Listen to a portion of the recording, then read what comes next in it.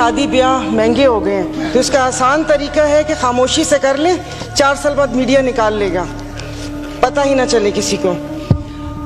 Speaker साहब, कल तो आए इसाक साहब और एक बम गिराकर चले गए, तो उनको वो रुके भी नहीं, आपने मुझे वक्त भी नहीं दिया।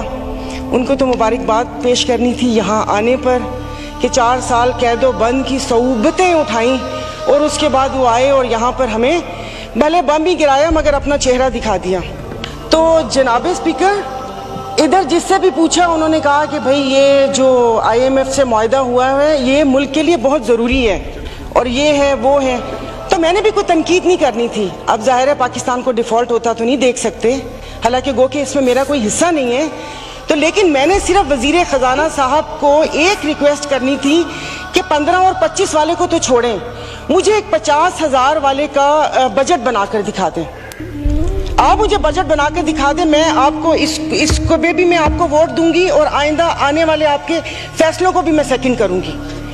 तो ये कौन सी बात है कि आप आए, आप जिस दुख तकलीफ और कर्ब से गुजरते ही नहीं है, उससे गुजरते ही नहीं है, और आप यहाँ पर आके भाषण देते हैं कि ये हमें मुश्किल फैसले करने पड़ेंगे। मुश्किल फैसले अपने लिए करें ना, अपने लिए क्यों नहीं करते? अवाम को सादगी का दर्स दिया जा रहा है, इनके एक एक लिबास और इनकी अशिया जो इस्तेमाल करते हैं उनकी कीमतों का आपको अंदाजा है? डेली एक फोटो शूट आता था, 15 लाख रुपए का कोट, 10 लाख का जूता, 15 लाख का स्कार्फ। ये एक पाकिस्तान जो डिफॉल्ट हो रहा है, वेंटिलेटर पर है, उसकी आवाम को ये मजाक एक तस्वीर ट्विटर पर डेली शेयर होती थी। मुझे सिर्फ एक 50,000 वाले के जीने का हक छीन लिए हैं उन लोगों से। आप मुझे बताएं कि ये पेट्रोल के लिए यहीं पर ही थे। मेरी एक और आपसे रिक्वेस्ट है कि कोई ऐसा रूल है कि जो हुकूमत है वो यहीं बैठी रहे और अपोजिशन के वो बेंच हो जाए, क्योंकि मेरे ख्याल में इन बेंचेस में, इन चेयर्स में कोई प्रॉब्लम है कि यहाँ पर बैठने वाला बोलता है और वहां पर जाकर सुम्मुन बुकमुन उम्यून बन जाते हैं ये लोग, इनकी जुबान नहीं चलती। और यही जब मैं वहां पर बैठ के हुकूमत पर तनकीद करती थी तो यहाँ पर सब बैठे डेस्क बजाते थे। आज जब मैं यहाँ पर खड़ी होकर हुकूमत पर तनकीद करती हूँ तो उन सबको प्रॉब्लम होता है। तो जनाब स्पीकर, इन्होंने तो यहाँ तकरीर कर दी, इस तकरीर के बाद अगर इतनी हिम्मत है, कल मैं एक ग्रोसरी शॉप तक गई थी, वो भी कोई F6 नहीं गई थी, यहाँ कोई चाइना मार्केट के पीछे कोई दुकान है, वहां पर जाकर आप लोगों की तकलीफ, उनकी आंखों से उनका अंदाजा लगा ले। मुझे यहाँ पर कल ये करंट डेफिसिट और खुदा जाने क्या क्या बता रहे थे, मैं या आप अपने हलके में जाकर किसी गरीब आवाम को क्या इनको करंट डेफिसिट बताएंगे कि हमारी अयाशियों से तुम लोग इस साल तक पहुंचे हो, अब तुम ही लोगों को बर्दाश्त करना पड़ेगा, ये कुर्बानी तुम लोगों को देनी पड़ेगी। लेकिन फिर मैंने सोचा कि कुर्बानी तो हलाल जानवर की जायज है, तस्मीन हम हलाल हैं, जिनकी कुर्बानी नहीं है उनकी कुर्बानी जायज नहीं है। अब आप देख लेंगे कि यहाँ पर उठते ही जो बोला था, मैं आज इस फोरम पे अपनी पार्टी की तरफ से, मुस्लिम लीग फंक्शनल और सदर पीर पगारा और सदरुद्दीन शाह की तरफ से मैं आप बिलावल साहब को मैं दावत देती हूँ कि आप सिंध से महंगाई मार्च शुरू करें, हम आपके साथ हैं। और मैं अपने एमक्यूएम के भाइयों को, ये वक्त है अपनी महाजर कौम के सारी गिले दूर करने का कि तब भी आप लोगों के साथ थे महंगाई के लिए और आज भी इस हुकूमत को लात मारी है इस महंगाई की वजह से। लेकिन हम यहाँ पर बैठ के सिर्फ बातें करेंगे। यहाँ पर मेरी कुछ मेंबरान से बात हुई है, नाम नहीं लूंगी मैं। एक से मैंने कहा कि कल तुम डेस्क तो ना बजाते, सुन ली थी तकरीर, कहता गरीब पैदा क्यों होता है, गरीब का कसूर है। इधर किसी ने मुझे बोला कि मुसलमान को सब्र और शुक्र का दर्स दिया गया है, सब्र शुक्र करें, पूरी दुनिया में महंगाई है। मैं टिम हॉर्टन्स और क्या कहते हैं PSL का मैच देखने वाले और कराची 2 दरिया में खाने वालों की बात नहीं कर रही, मैं उसकी बात कर रही हूँ जिसके 5-5 बच्चे और एक बाइक है, वो पेट्रोल भरवाएगा, दवाई लेगा या क्या करेगा। इन्होंने यहाँ पर वो कहते हैं कि शहद में घोल घोल के यहाँ पर सारा ये बजट बता दिया। मैं वैसे लिखा हुआ पढ़ नहीं सकती इसलिए कि उसमें जज्बात नहीं होते, वो रीडिंग होती है। जैसे कल परसों ये वजीर खजाना साका साहब ने आके बिना जज्बात के यहाँ पर आकर कागज पढ़ के और ये जा और वो जा, दूसरे के ऊपर और पीछे यहाँ पर बैठे हुए सारे पीछे डेस्क पे जा रहे थे कि उसने वो कर दिया, क्योंकि इनकी तो दुकान चल रही है। मैं उस दिन नहीं थी, मैं उनको खराजे तहसीन पेश करती हूँ मुफ्ती अब्दुल शकूर को कि जिन्होंने एटलीस्ट इन 2 वजारतों के कपड़े उतार कर हम लोगों को दिखाए। ये ऐसे नहीं होगा। मुझे बताएं कि वो अवाम ही नहीं रहेंगी तो आप लोग हुकूमत किस पे करेंगे? और बिजली की बात कर रहे हैं तो आप मुझे बताएं कि आईपीपीस के मुआहदे किसने किए थे? आईपीपीस के मुआहदे तो इन्होंने किए।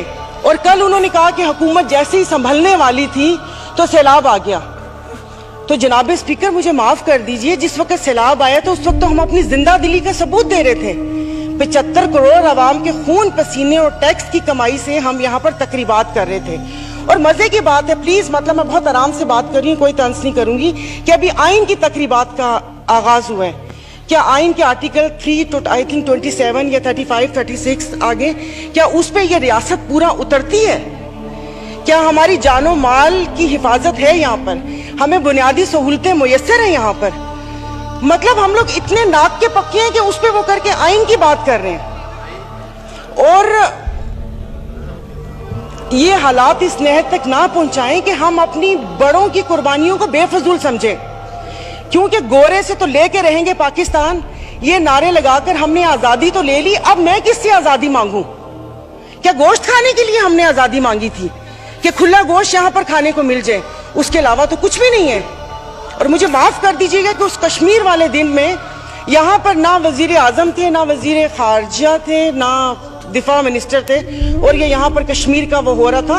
और जो मोदी की कहानी सुना रहे थे, मुझे तो एक सेकंड के लिए, मैं तो उस वक्त आई थी, मैं समझी कि आप शायद यहाँ के हालात सुना रहे हैं। मुल्क को पता नहीं आप लोगों ने कहां से कहां पहुंचा दिया। टैक्सीज की बात करें, जैसे अभी मेरे भाई ने बोला कि रमजान आने वाला है, मशरूबात पर, अरे मीठे मशरूबात पर क्यों टैक्स लगा रहे हैं? कड़वे मशरूब को लीगल करके उसके ऊपर टैक्स लगाए ताकि रेवेन्यू भी मिले पाकिस्तान को। मीठे मशरूबात, गरीब रोजा रख के एक उसकी ख्वाहिश होती है रूह अफ़ज़ा पीने की या वो करके, और उन्होंने कहा बाकी चीजों पे टैक्स नहीं लगा। मुर्गी गोश्त महंगा नहीं हुआ, वो अल्हम्दुलिल्लाह हमारे पाकिस्तानी खुद ही महंगा कर लेंगे। जनाब स्पीकर, अभी वजीर आजम साहब ने कहा था कि ये जो थर कोल है ये गेम चेंजर होगा, उसके ऊपर तो टैक्स लगा दिया। वो क्या गेम चेंजर होगा? नहीं, उसको हलाल कर दे, मीठा तो गरीब पीते हैं, आप लोगों को उसको लीगल करके उसके ऊपर टैक्स लगा देना चाहिए। तो जनाब स्पीकर, ये सब बैठ के इसके मसले को, जनाब स्पीकर ये ऐसी बात करते हैं यहाँ पर। अब मैं सायरा बानो नाम है, एक्टिंग भी बहुत अच्छी करती हूँ। इन सब की आवाज के साथ इनको इनका कोरम याद दिलाऊंगी। जो यहाँ पर 5 दिन लगातार आप करो तो हलाल, फर्क नहीं पड़ता ना, दुखा हुआ हो तो तब ना। मैं आपको अपना से शेदादपुर में 2 हफ्ते पहले, 1 हफ्ते में 4 खुदकुशी हुई है। और मैं इस ऐवान के सामने कहती हूँ कि ठीक है, मेरे हस्बैंड वेल ऑफ हैं, बट मैं एक मिडिल क्लास फैमिली से हूँ। मेरे भाई ने परसों मुझे मैसेज किया और उसने बोला कि दुआ करोगे मैं मर जाऊं। और वो सिर्फ एक मेरा भाई नहीं है, मैं पूरे अपने जो भाई जिनका राब्ता मुझसे नहीं है, मैं उनकी मैं बात कर रही हूँ। जब स्पीकर, कल मैं गई थी, वो जिस बंदे ने 4 टमाटर और 4 आलू लेकर 400 उसके पास नहीं थे, उसने पर्स निकाला, मैं शर्म से गड़ के मर गई।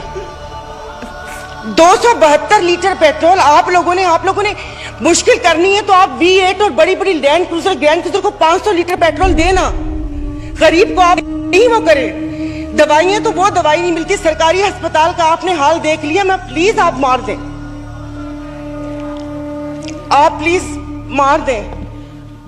ये मेरी बहन पीछे बैठी हो तो पीछे ही बैठी रहो, अगली दफा की टिकट नहीं मिलेगी अगर ज्यादा चुट की तो। ऑनरेबल स्पीकर, मतलब इनके दिमाग मिले ही नहीं उन लोगों से, इनके भूसा भरा हुआ दिमाग में। मेंबर आप मुझे एड्रेस करें। और नहीं सर, ये ऐसे बोलती को काम है नहीं, पार्टी में को पूछता है नहीं, और यहाँ पर आके सिर्फ ये 4 अल्फाज बोल के और उसको वो कोशिश करती है कि हमने भी उंगली कटवा के शहीदों में नाम लिखवाया।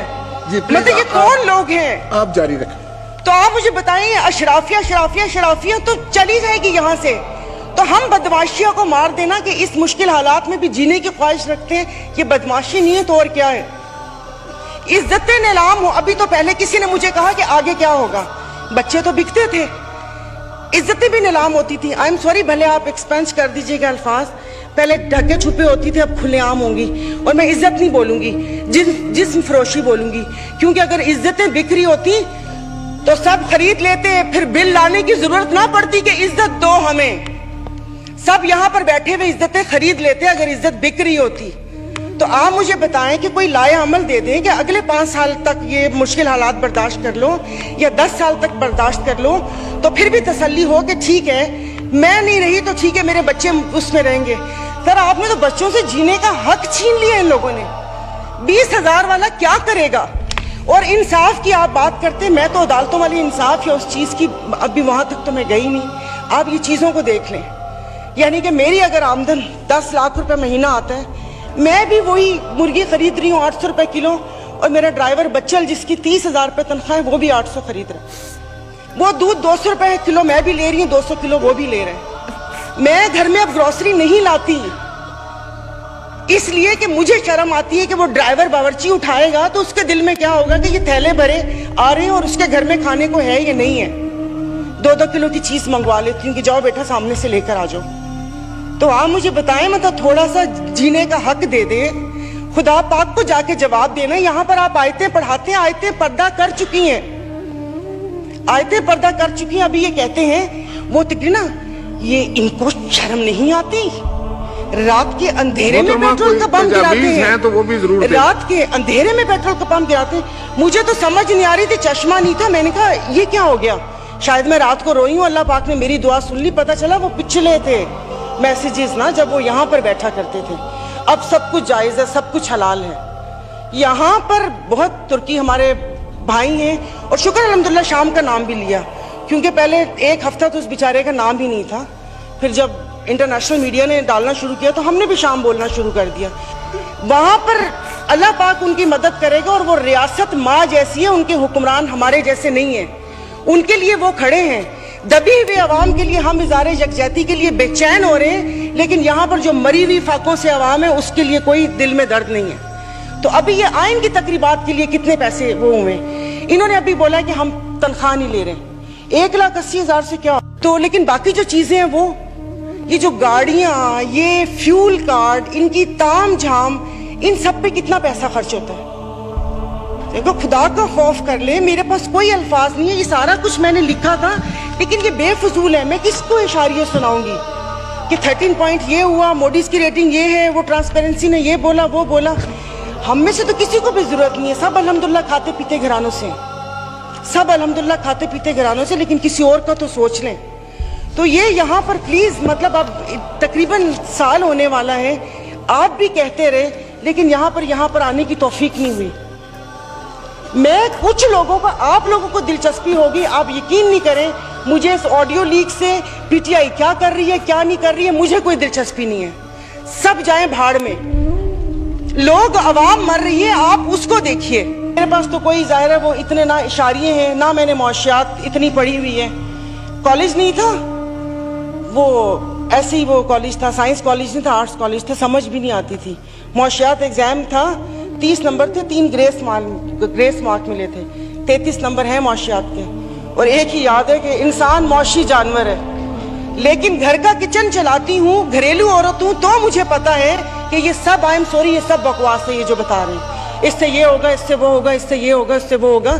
जिस वक्त खाना बनाने या किचन में खड़े ना, उस वक्त आटे दाल का भाव पता चलता है। शुक्रिया।